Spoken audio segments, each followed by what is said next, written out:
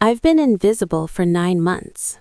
That's the reality of restoring art in Sandro Marcus's private gallery. You learn to move through rooms like a ghost, present but deliberately unnoticed. My hands repair masterpieces worth more than I'll earn in a lifetime. Clean brushes stained with pigments older than my country. Mix varnishes that smell like history and money I'll never touch. The penthouse sprawls across the entire 42nd floor of a Manhattan high-rise, all floor-to-ceiling windows and temperature-controlled walls displaying stolen Caravaggios, forged Vermeers, and paintings that shouldn't exist outside museum vaults. Sandro Marcus himself is a presence I've learned to predict. I hear his footsteps on marble, measured and deliberate, and know to make myself smaller. I catch glimpses through doorway reflections, dark hair swept back, tailored suits that cost more than my yearly rent, and gray eyes the color of gunmetal that never quite focus on me.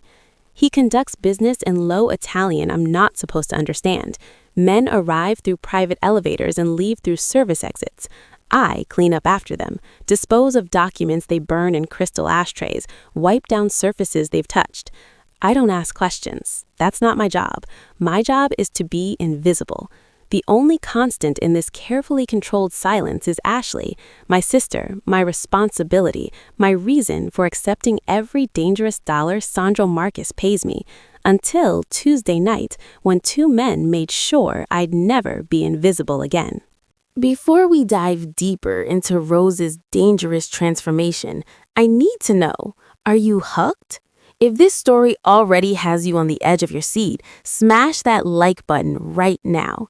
And here's what I really want to know. Drop a comment telling me what country and city you're watching from and what time it is where you are right now.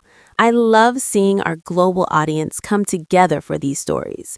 Hit that subscribe button because trust me, this is just the beginning of Rose's story, and what comes next will blow your mind. I've been invisible for 9 months in Sandro Marcus's gallery. My hands restore stolen Caravaggios while I dodge $52,000 in debt from my sister's medical bills.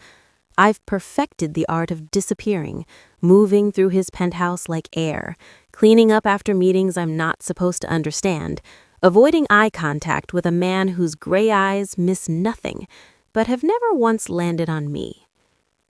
The gallery occupies the entire 42nd floor of a building that pierces Manhattan's skyline like a glass shard. Floor-to-ceiling windows frame the city below, but I've learned not to look at views I'll never afford from my own apartment. Instead, I focus on the paintings.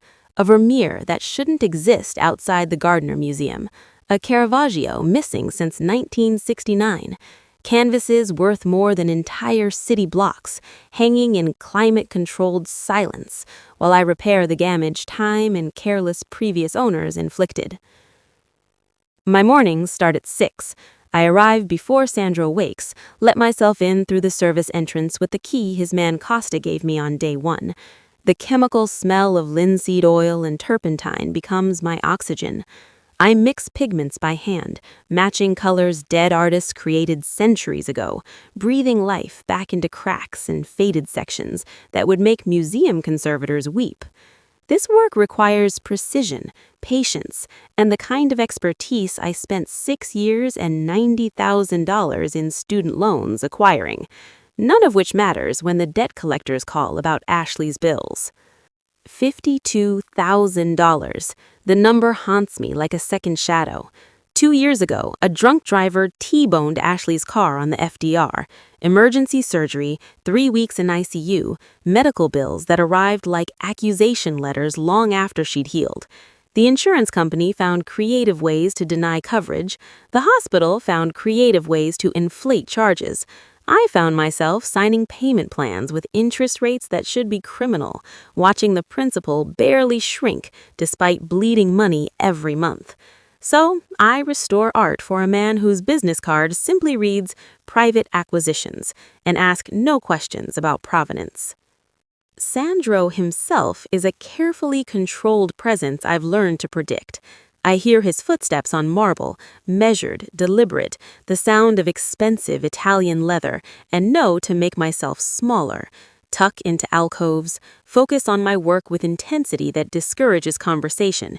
He conducts business in rapid Italian I pretend not to understand, though my mother's Sicilian roots gave me enough comprehension to know the words being discussed aren't about art sales.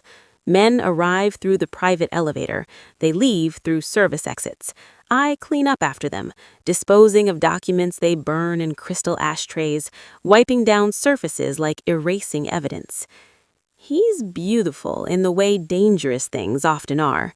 Dark hair swept back from a face too angular to be classically handsome, but compelling enough to steal glances when I think he's not watching.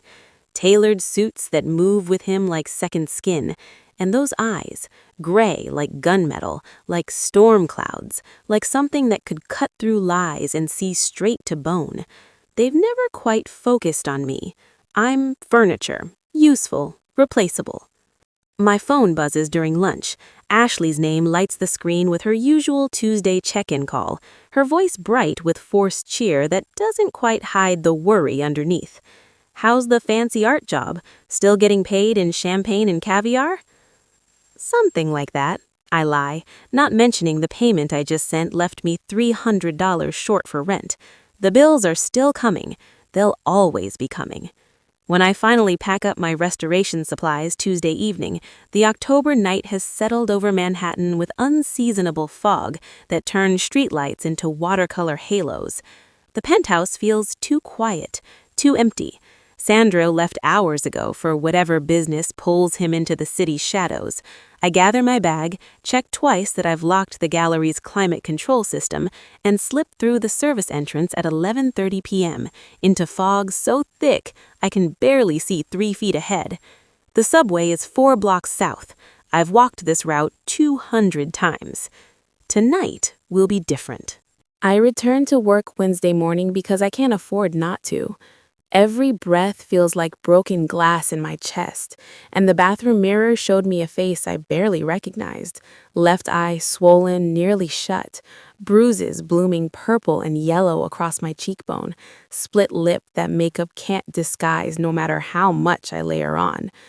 The concealer goes on thick as stage paint, foundation in 3 shades trying to match what my skin used to look like. Dark sunglasses that look ridiculous indoors, but less ridiculous than the alternative. I move slowly, deliberately, every step sending shocks through ribs that scream their damage. The gallery is blessedly empty when I arrive at 6. Sandro has meetings downtown until afternoon. Costa mentioned it yesterday in passing. I have hours to lose myself in work before anyone sees me like this. The 16th century triptych needs attention, a Madonna and Child with centuries of candle smoke damage obscuring the original brilliance. Delicate work, work that requires steady hands. My hands won't stop shaking. I'm mixing pigments when I feel him. That shift in air pressure that means I'm no longer alone, the weight of attention from someone who notices everything. I don't turn around, don't acknowledge. Maybe if I stay focused on the painting, he'll leave. What happened to your face? Sandro's voice is quiet. Not kind, there's no warmth in it, just clinical observation, like a doctor diagnosing a condition. I keep my eyes on the triptych, watching my trembling hand hovering over delicate gold leaf that suddenly seems impossible to repair. Mugged. The lie I practiced in the mirror sounds hollow even to me. Wrong place, wrong time. I'm fine. Silence. Then footsteps, expensive leather on marble, circling to where he can see me properly. I feel his gaze like a physical weight, cataloging damage with the same precision he probably uses to evaluate art acquisitions. Show me your arms. Not a request. I set down my brush with exaggerated care, pull up my sleeves because refusing would require energy I don't have. The defensive wounds are spectacular. Scraped knuckles from when I tried to fight, finger-shaped bruises circling my forearms where Juan held me down. Sandro studies them for a long moment. When he finally speaks, his voice has dropped to something colder. You're favoring your left side. Broken ribs? Cracked, maybe. Split lip. Photographed injuries. He steps closer. Too close. Near enough that I can smell cedar and something darker. This wasn't random. My prepared deflection dies in my throat. He's not asking, he's stating facts, building a case from evidence my body displays like an exhibit. They were professional, he continues, almost conversational. Calculated damage, maximum visibility without fatal trauma, and they let you live to deliver a message. His gray eyes finally meet mine, and there's something in them I can't read. So tell me, Rose, what message am I supposed to receive? The way he says my name, like he's always known it, like I was never actually invisible, breaks something in me. They knew I worked for you. The words come out broken, hitching on the breath that makes my ribs scream. They said to give you their regards. I expect rage, expect the legendary fury everyone whispers about, the violence that made Sandro Marcus a name people don't say above a whisper. What I get is worse. He goes absolutely still. Not calm, stillness like a predator calculating the perfect angle of attack. Did they give you a name? My hand moves to my jacket pocket, pulls out the business card. Rossi's name embossed in black, mocking in its elegance. Sandro takes it, studies it for exactly 3 seconds, then pulls out his phone. Costa, my office, now. Costa arrives within minutes, a man in his late 30s with silver threading through dark hair and eyes that miss nothing. He takes one look at my face and goes very quiet. Find them, Sandro says, his voice carrying no emotion. At all. Adams Lewis and his partner. I want locations, routines, everyone they've contacted in the last 72 hours. Costa nods, already moving toward the door. Costa. Sandro stops him. Find them, but don't touch them. The instruction is bizarre enough that even Costa pauses, confusion flickering across his professional mask. But he doesn't question, just disappears to execute orders that make no sense. Sandro turns back to me, and there's something in his expression I can't decipher. Not pity, not even anger. Something calculating and cold and infinitely more dangerous. If someone wanted to hurt me through you, he says quietly, the question is why they'd think it would work. The implication hangs in the air between us, that I matter, that I was never actually invisible, that I've been seen this entire time. Sandro doesn't give me a choice about staying. Within an hour, Costa has retrieved essentials from my apartment, clothes, toiletries, the medications Dr. Chen prescribed after examining me in the penthouse's west sitting room. The doctor is a woman in her 50s with efficient hands and a face trained not to ask questions. She confirms 2 cracked ribs, facial trauma, defensive wounds consistent with assault. Keep the ribs wrapped, ice for swelling, these pills for pain. She hands me prescriptions already filled because apparently Sandro keeps a pharmacy's worth of medication on hand. No strenuous activity for 6 weeks. She leaves without asking how it happened. In Sandro's world, discretion is currency. The guest suite occupies the east wing, floor-to-ceiling windows overlooking the city, furniture that belongs in museums, a bed larger than my entire bedroom at home. But I'm not hidden away. Sandro insists I take meals in the main living area, work in the gallery when I'm able, remain visible in a way that feels deliberate, strategic. His attention is too precise, too controlled. He brings tea I didn't ask for, prepared exactly how I take it, though I've never told him, adjusts the gallery lighting when he catches me squinting, asks detailed questions about my restoration process, the chemistry of pigments, the ethics of reversible versus permanent repairs, whether I prefer Italian or Flemish techniques for gold leaf application. Questions that prove he's been paying attention for 9 months while I thought I was invisible. Costa reports progress like he's delivering weather updates. Adams Lewis confirmed as Rossi enforcer, low-level muscle, Juan Martinez, his partner, silent type, background in military contracting.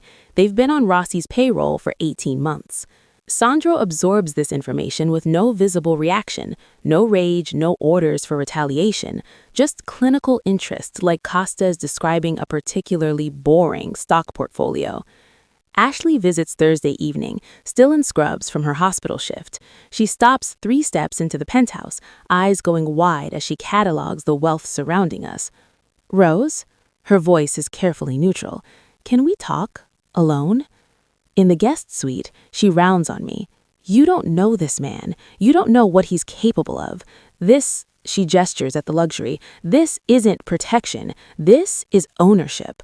He's helping." Is he? Or is he using you? Her nurse's instinct for reading vitals extends to reading people. You're a chess piece, Rose, and you're too smart not to see it. I want to argue, can't find the words to defend something I don't fully understand myself. After she leaves, I return to the gallery where Sandro is reviewing security footage on his laptop. I shouldn't look, should maintain whatever boundary still exists between employee and whatever I'm becoming. But I catch a glimpse of the screen, grainy black and white video of the alley behind the Vietnamese restaurant. "You have footage of the attack?" He doesn't look, studies my face for a long moment before turning the laptop toward me. The footage shows everything: Adams and Juan emerging from shadow, my attempted fight, the methodical beating. But at the crucial moments when their faces should be clear, the image distorts, digital corruption at exactly the right seconds to obscure identification. "Convenient," I murmur. "Concealed," Sandro corrects. "Someone edited this, someone with access to my security systems." The implication sits heavy between us, a mull, inside his organization. Days blur into careful routine. Costa delivers updates that feel increasingly performative, addresses where Adams and Juan have been spotted, routines they follow, contacts they've made. Sandro listens with that same controlled disinterest, never ordering the retaliation everyone expects. Friday evening, I'm restoring the Madonna's face, delicate work that requires absolute focus, when I feel Sandro behind me. His hand touches my shoulder, turning me slowly to face him. His gray eyes search mine with an intensity that makes breathing difficult. "What are you?" He kisses me, not gently, not asking permission, testing something, measuring my reaction like he measures everything. I should pull away, should maintain the professional distance that's already shattered. Instead, I respond, kissing him back with a desperation that has nothing to do with gratitude and everything to do with the way he's made me feel visible for the first time in 9 months. He pulls back first, hand still cupping my face, thumb tracing the fading bruise on my cheekbone. "We need to talk about what you are to me, but not yet." He leaves me there trembling and confused while the Madonna watches from her triptych with knowing eyes. Later, cleaning brushes in the restoration studio, I find Costa's phone discarded on the counter. The screen lights with an incoming message, encrypted, but the preview shows enough. Package delivered, awaiting confirmation. Someone inside Sandro's organization is feeding information out, and I'm starting to suspect nothing about my attack was random at all. Costa corners me in the gallery Monday morning while Sandro was out. His usual professional mask has cracked, revealing something harder underneath. "You think this is real?" He keeps his voice low, urgent. "You think he cares about you specifically or about what you represent?" "I don't know what you're talking about." "Don't you?" He steps closer and I catch something in his expression. Not malice, but warning. "You're not the first woman Sandro's brought into this world. You're just the latest." He leaves before I can respond, but his words echo through the following days. I start noticing things. Staff members who avert their eyes when I pass. Whispered conversations that stop when I enter rooms. Fragments I'm not supposed to hear. Just like the last one. He always gets what he wants. I spend Tuesday night with my laptop, falling down a research rabbit hole I should have explored months ago. Sandro Marcus isn't hard to find if you know where to look. Society pages, charity galas, always with a woman on his arm. Beautiful, cultured, strategically positioned. 3 in the last 5 years, a gallery owner who helped him acquire a disputed Modigliani, an attorney who facilitated a complex real estate deal, a banker's daughter who provided access to offshore accounts. All relationships, all strategic, all ended when their usefulness expired. "You're falling for your kidnapper," Ashley says when she visits Wednesday. We're in the guest suite, door closed, her nurse's bluntness cutting through my defenses. "You're falling for your kidnapper. This is textbook Stockholm Syndrome. He isolated you, created dependency, made you feel special. Now you're defending him." "He didn't kidnap me. I can leave whenever I want." "Can you? With 2 cracked ribs and men who know where you live?" She grabs my shoulders, forces me to meet her eyes. "Rose, you're smarter than this. You have to see what he's doing." I want to argue, can't find the logic to counter what she's saying. The dinner invitation arrives Thursday, heavy cardstock, Rossi's name embossed at the top, personally inviting Sandro and his lady to Maria, neutral ground, Saturday at 8. A performance disguised as diplomacy. Friday evening, Sandro has an emerald dress delivered to my suite, silk that catches light like water, expensive without being ostentatious, cut to emphasize without revealing. He chose it personally. I can tell by how precisely it matches my eyes, how it fits like it was made from my measurements. He shouldn't know. "You're bait," I say when he comes to check on me before we leave. "You're using me to draw out Rossi." "You're the lure." His correction is immediate, precise. "There's a difference." "Explain it to me." He studies me for a long moment, then gestures to the sitting area. We sit, and for the first time since the attack, he drops the controlled facade enough to let me see calculation underneath. "Your attack was designed to provoke me, make me react predictably, send my men after Adams and Juan, start a war, expose my resources and loyalties in the process. Rossi's been planting moles in my organization for months. He needs me to act so he can identify who's truly mine and who's just well paid." Understanding dawns slowly, horribly. "So you're not retaliating because the moment I do, I show my hand, reveal my network, confirm that you matter enough to start a war over." He leans forward, elbows on his knees. "Instead, I'm using your visibility to feed false information. Let Rossi think he's won. Let him believe you're my weakness, while I identify every traitor he's planted." "You're using my assault as a business strategy?" The words taste like ash. "I'm using their mistake against them." His gray eyes don't flinch for mine. "Your pain becomes their trap. Your vulnerability becomes their overconfidence. And when they believe they've won, when they think they understand what you mean to me, that's when I dismantle everything they've built." "What do you mean to me?" The question escapes before I can stop it. "That," he says quietly, "is what we're going to make Rossi believe he knows. You can choose to be part of this or not. I won't force you. But understand, you're already in the game. The only question is whether you play or get played." Saturday arrives too fast. Sandro dresses me like a doll. The emerald dress, subtle jewelry that costs more than my yearly salary, makeup that hides the fading bruises while leaving just enough visible to tell a story. In the mirror, I barely recognize myself. "Remember," Sandro says as we leave, "you're traumatized, fragile, clinging to me for protection. Let Rossi see what he expects to see." In the car, my hands won't stop shaking. Not from fear, from the realization that I'm about to walk into a restaurant and perform being the broken girlfriend while cataloging every detail of the man who ordered my beating. And the most terrifying part? I want to be good at it. I want Sandro to see I'm not just another strategic acquisition. I want to prove I can be his weapon, not just his wound.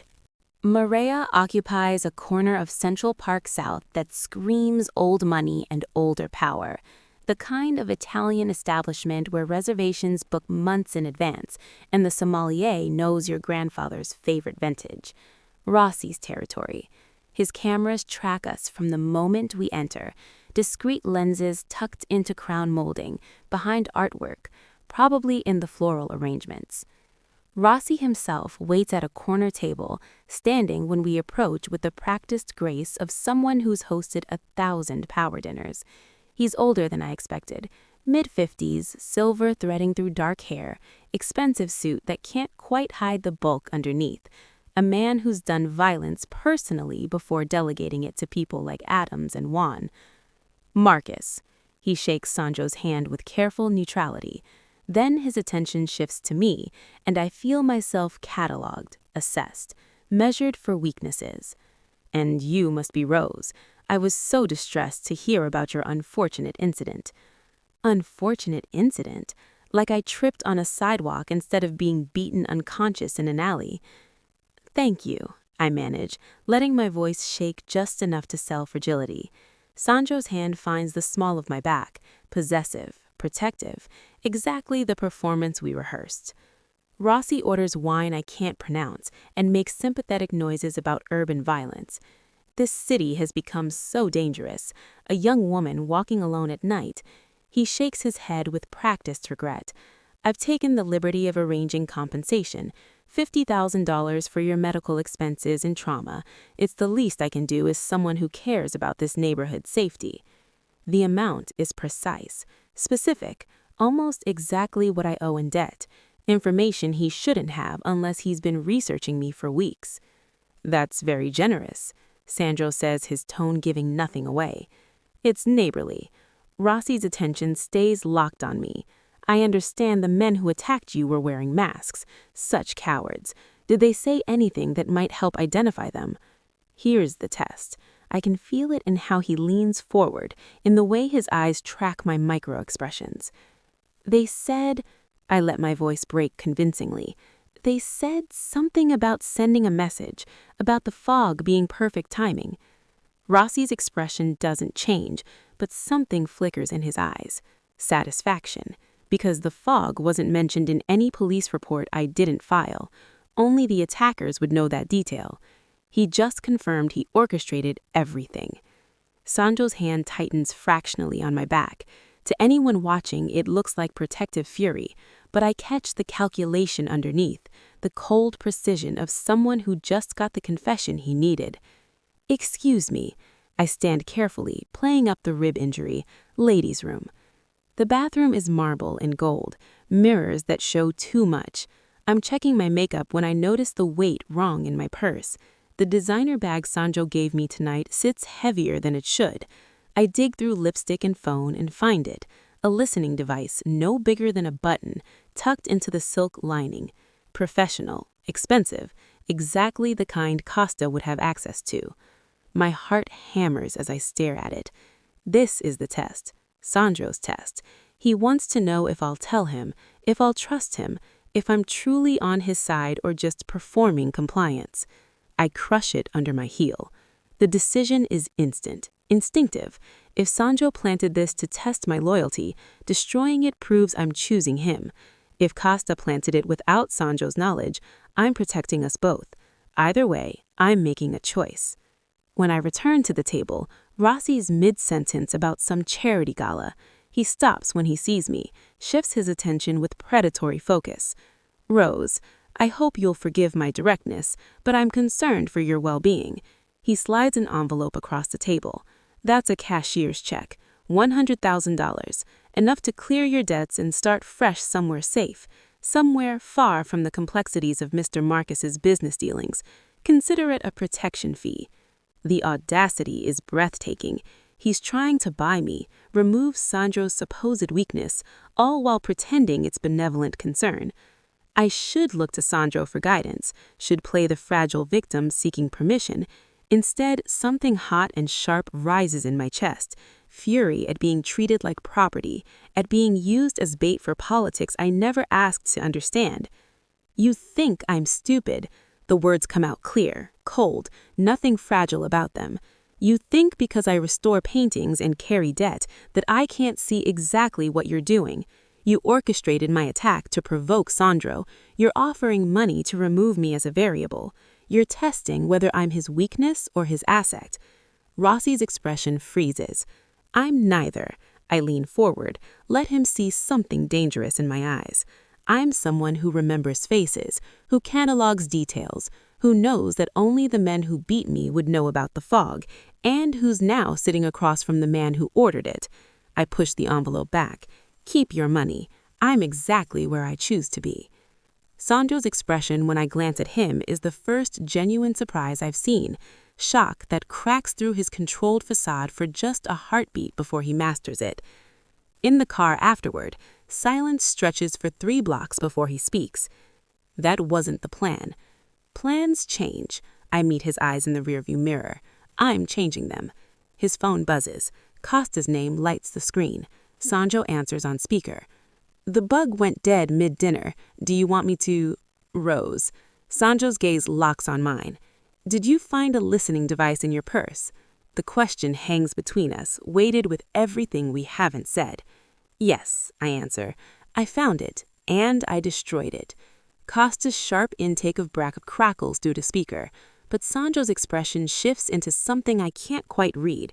Respect, calculation, and maybe impossibly the first hint of genuine partnership. Good, he says simply. That's very good. Okay, we need to talk about what just happened. Rose just crushed that listening device and walked into dinner with a crime lord like she owns the room. If you're as obsessed with this power shift as I am, show me some love with a like. And if you've got friends who love dark romance, psychological thrillers, or stories about women who refuse to stay victims, share this video with them right now. Trust me, they'll thank you later. Don't forget to subscribe and turn on notifications so you never miss the next chapter. Rose's transformation is about to get even more intense, and you won't want to miss a single twist. We don't go back to the penthouse. Sandro directs the driver to a building in Tribeca I've never seen, takes me up a private elevator to an office that exists nowhere on official records. When the door closes behind us, I round on him. Full transparency, or I walk. My voice is steadier than I feel. No more tests, no more performances. Show me everything or I disappear and you can find another chess piece. He studies me for a long moment, then moves to a wall of monitors I hadn't noticed. A touch of his phone brings them to life. Surveillance feeds, encrypted communications, organizational charts that map connections like neural networks. Costa has been feeding information to Rossi for 6 months, Sandro says without preamble. Bank transfers, meeting schedules, security rotations, everything Rossi would need to believe he's infiltrated my organization. Costa's the mole? The betrayal hits harder than it should. I'd almost liked him. Costa is my most loyal asset. Sandro pulls up financial records, shows me accounts in Costa's name with deposits from Rossi's shell companies. He's been feeding Rossi exactly what I want him to know. False intel, fabricated weaknesses. Your attack was the perfect catalyst. It gave Rossi confidence that his strategy was working. The monitors show everything. A network of double agents, false information pipelines, and at the center of it all, my face. Photographs from the attack, medical records, even footage of me in the gallery. I've been weaponized since the moment Adams threw the first punch. The plan was to use your visibility as bait. Let Rossi think you're my emotional weak point. Feed him data through Costa that confirms I'm distracted, vulnerable, making mistakes. Then, when he moves to exploit that weakness, you dismantle his entire network. I finish the thought, seeing the brilliance and the cruelty simultaneously. You're not protecting me. You're using my trauma as psychological warfare. Yes, the honesty is more devastating than lies would have been. If I'm the weapon, I say carefully, I pull the trigger. No more performing without knowing the play. No more being moved around the board. I want full partnership or nothing. Sandro's expression shifts, calculation giving way to something sharper. What are you proposing? Director of acquisitions, legitimate and otherwise. I move to the monitors, point to gaps in his network I can already see. You need someone who understands art authentication, provenance fabrication, international shipping regulations, someone who can move through galleries and auction houses without raising suspicion, someone Rossi won't see coming because he's too busy thinking I'm your emotional weak point. In exchange for what? The debt. All $52,000, but frame it as a business investment, not charity. I don't want to be bought. I want to be valued. I meet his eyes. And protection for Ashley. Security detail, but I choose the team. She doesn't become leverage against me. He considers this for exactly 10 seconds. Done. The debt clears tomorrow, structured as a signing bonus. Your sister gets vetted security, your picks, my approval. You get full access to operations that involve art or intelligence gathering. And the truth, always, no more tests. No more tests. He extends his hand. Partners. I shake it, feeling the shift from pawn to player solidify in that grip. What happens next is inevitable. The kiss in the gallery was a test. This one is different, mutual, informed, both of us choosing it with clear eyes about what we are and what we're building. He's careful with my ribs, and I'm greedy for the control that comes from knowing exactly what this means. After, wrapped in sheets that smell like cedar and calculation, Sandro shows me the rest. Costa's betrayal was orchestrated brilliance, 18 months of building credibility with Rossi, feeding him intelligence that seemed valuable but was strategically useless. The listening device at dinner was the final test, confirming Costa's access while testing my loyalty. Costa knew I'd find it? I asked. He hoped you would, but he didn't know what you'd do with the information. Sandro traces the fading bruise on my cheekbone.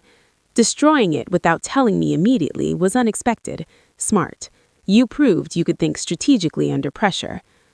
Over the next 3 days, Sandro teaches me his language, how to read micro-expressions, predict reactions based on ego and fear, weaponize perception by controlling what people think they see. I'm a quick study. Years of making myself invisible taught me to observe, and now I'm learning to deploy those observations like ammunition. Thursday evening, Sandro finds me in the gallery where I'm cataloging a newly acquired Vermeer of questionable provenance. Tomorrow, Sandro says, you meet Adams and John again.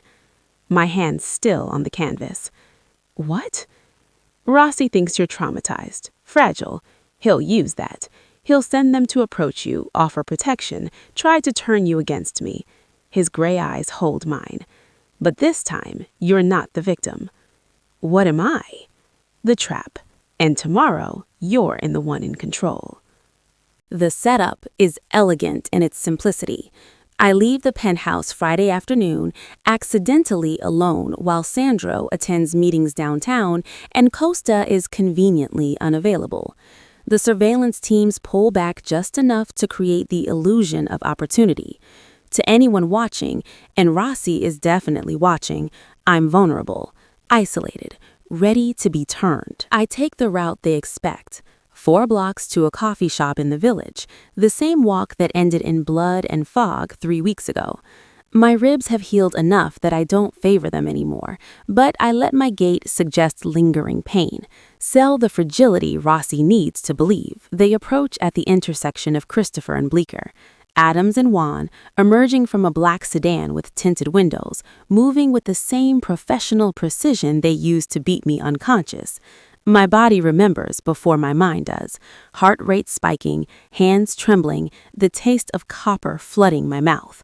But I don't run, Rose. Adams keeps his distance, palms visible, playing at non-threatening. We need to talk. 5 minutes, that's all we're asking. Every instinct screams to scream, to fight, to flee. Instead, I make myself evaluate him like Sandro taught me. Read the micro-expressions, the slight tension in his jaw that betrays anxiety, the way Juan positions himself to block escape routes but doesn't advance. They need something from me. Talk. My voice only shakes a little. Progress. Rossi wants to help you. Adam steps closer, slow and careful. He knows Marcus is using you, knows you're in over your head with a man who sees people as assets, not human beings. We can get you out, protect you, But we need to know what Marcus is planning. The wire I'm wearing is invisible, thread thin, and tucked against my ribs where the compression wrap used to be. Every word transmitting to Costa's team positioned in 3 vehicles within a 2-block radius. Why would I trust you? I let anger bleed through the fear. You beat me unconscious. You photographed it like some sick trophy. We followed orders. Adams has the grace to look uncomfortable. But Rossi regrets how it went down. The violence was excessive. He wants to make it right, wants to offer you real protection if you're willing to feed us information about Marcus's operations. Here's the moment. The choice between playing victim or becoming weapon. What kind of information? I ask. Adam's expression shifts into something hungrier. Meeting schedules, who he trusts, where he keeps his records, his routines. A pause. Whether he actually cares about you or if you're just convenient. The question lands like a blade between ribs, but I've learned to weaponize vulnerability. He doesn't care. I let my voice break convincingly. I'm useful, a good cover, someone he can parade around to look legitimate while he does whatever he does in rooms I'm not allowed to enter. The lies taste like truth, because part of me still wonders if they are. But I have access. I could get you what you need, if you guarantee my sister stays safe, if you get me out clean. Adams and Juan exchange glances, the kind of silent communication that comes from working together long enough to develop shorthand. We can do that, but we need proof you're serious, something valuable, something that proves Marcus trusts you. I pretend to think, then pull out my phone with shaking hands. There's a meeting, tomorrow night, private collectors for Moscow. They're buying something big. I don't know what, but the security protocols have been insane. I show them a fabricated email Costa created specifically for this moment. Would that work? He photographs the screen, and I watch him reveal everything. Rossi's organizational structure, the other moles in Sandro's network, addresses of safe houses and offshore accounts. He talks for 7 minutes straight, believing I'm his asset now, his way into Sandro's operations. That's when his expression changes, calculates, realizes. You're wearing a wire. Not a question. Certainty. Yes, Juan moves fast, but Costa's team moves faster. 3 vehicles converge, doors slamming open, armed men surrounding us with professional efficiency. Adams reaches for his weapon and doesn't make it halfway before he's on the ground, Juan beside him, both surrounded by more firepower than they can fight. Adams looks up at me from the pavement, blood trickling from his split lip, and something like respect flickers through his rage. You're not his victim, he says. You're his fucking partner. I'm nobody's victim. The words come out cold, final. Not anymore. Sandro appears from the second vehicle, and the question in his eyes is clear. Your choice, your call. I think about the beating, the photographs, being used as bait and message and political statement. Think about Adam's dead eyes and Juan's silent efficiency and how they would have killed me if Rossi had given different orders. Clean it up, I say. Sandro nods once. Costa's team moves with practiced precision, and I don't watch the details. Don't need to. The choice was mine. The blood is mine to carry. Rossi's network collapses within 48 hours, with Adams and Juan's confessions recorded and Costa's false intelligence pipeline exposed. Sandro dismantles the entire operation from the inside. Bank accounts frozen, safe houses raided, associates who thought they were protected suddenly learning that protection has a price and Rossi can't pay it anymore. I don't feel guilty. That's what keeps me awake the third night after. Not remorse, but the absence of it. I ordered men dead and sleep through the night without nightmares. Sandro finds me in the gallery at 3 a.m., staring at the Caravaggio I've been restoring, Judith beheading Holofernes, a woman taking violence into her own hands. Regrets? He asks. I thought I would. I touch the canvas where Judith's face shows no mercy, but all I feel is like free. Like I finally stopped being something that happens to and became something that happens. That's the cost. He stands beside me, both of us studying the painting. You can't go back to innocent, can't unknow what you're capable of. I don't want to go back. The woman who restored art for survival now acquires it for power, and she's just getting started. 8 weeks after Adams and Juan disappear into whatever disposal system Sandro's organization employs, I barely recognized the woman in the mirror. Designer clothes that actually fit my frame instead of hanging like apologies. Confidence that reads in my posture, the way I hold eye contact, how I walk into rooms like I belong there. The strategic mind I've developed shows in how I evaluate people, reading tells, predicting moves, weaponizing information with the precision Sandro taught me. I'm in the gallery authenticating a Vermeer of deeply questionable provenance when Sandro joins me, 2 cups of coffee prepared exactly how we take them.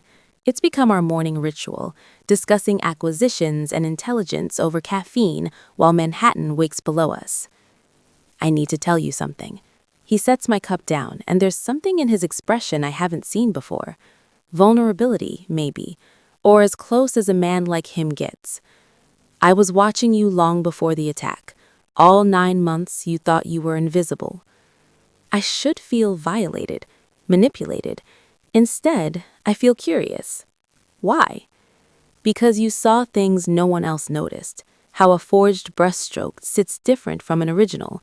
How people reveal themselves in unguarded moments. You had the skills I needed and the invisibility to deploy them. He meets my eyes. I was waiting for the right moment to bring you into my world, to offer you a role that matched your capabilities. Rossi just accelerated the timeline. The revelation should shatter something, should make me feel used, like all the previous women who became strategic assets. Instead, understanding settles like a key turning in a lock. You saw potential before I did. Not an accusation, a statement of fact. I saw someone brilliant, choosing to be small because the world made her believe that was survival. His hand finds mine. I wanted to show you a different way to survive, one where you stop shrinking.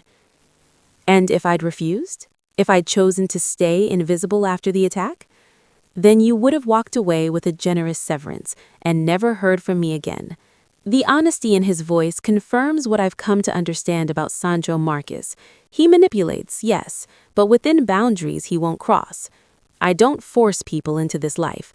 I offer them a choice and let them decide what they're capable of becoming. I stay because this world fits. Not perfectly. There's blood on my hands now, moral compromises I can't undo. But for the first time since my mother died, I feel like I'm thriving instead of just surviving, building instead of breaking.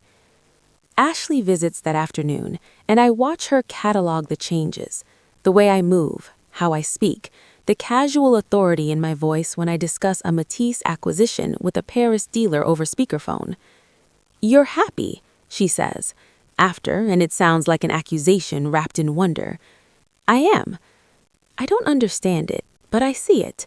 She pulls me into a hug, careful like I'm still injured, though I healed weeks ago. You're genuinely happy in a world that should terrify you. Maybe I was always meant for this world. I just needed someone to show me the door.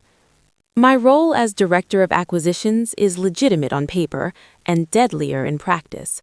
I authenticate art for private collectors while gathering intelligence on their financial networks, attend gallery openings in Milan, and return with more than paintings.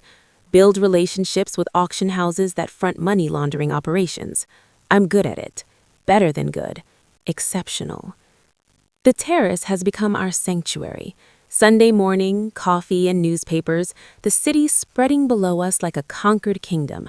Sandro watches me over the rim of his cup, and I know the question before he asks it. Regrets?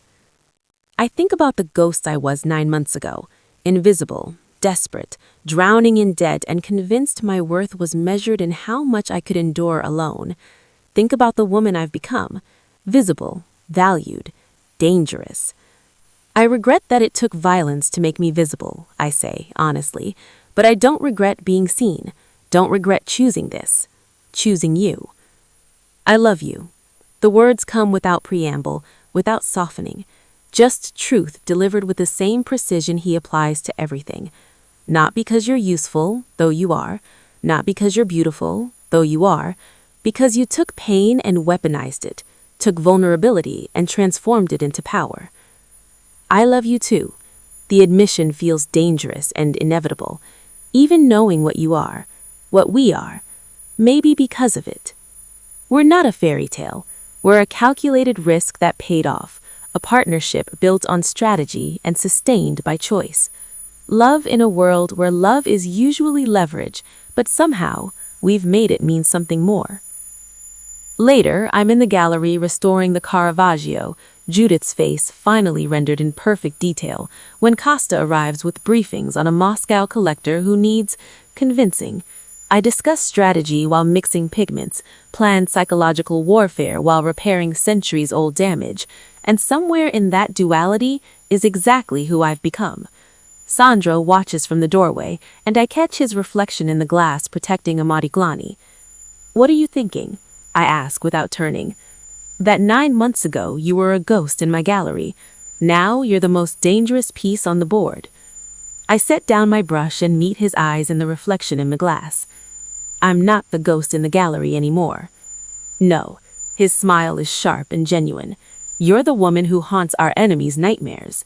And standing there in designer clothes, with paint under my manicured nails, discussing violence over priceless art, I realize he's right. I'm finally, terrifyingly, completely visible. And I've never been more alive. And that's how a ghost becomes a queen. Rose went from invisible to invaluable, from victim to the most dangerous player on the board. If this story left you breathless, hit that like button to let me know. And I want to hear from every single one of you. Comment below and tell me what country you're in, what city you're watching from, and what time it is where you are right now. Build our global community in the comments. Are you Team Rose? Team Sandro? Do you think she made the right choice? Or did she lose herself in the process? Drop your thoughts below. And if you're craving more stories like this, dangerous love, strategic revenge, women who weaponize their pain, subscribe to this channel immediately. Share this video with someone who needs to hear a story about transformation and power. Because Rose isn't the ghost in the gallery anymore. And after watching this, neither are you. I'll see you in the next story. Stay dangerous.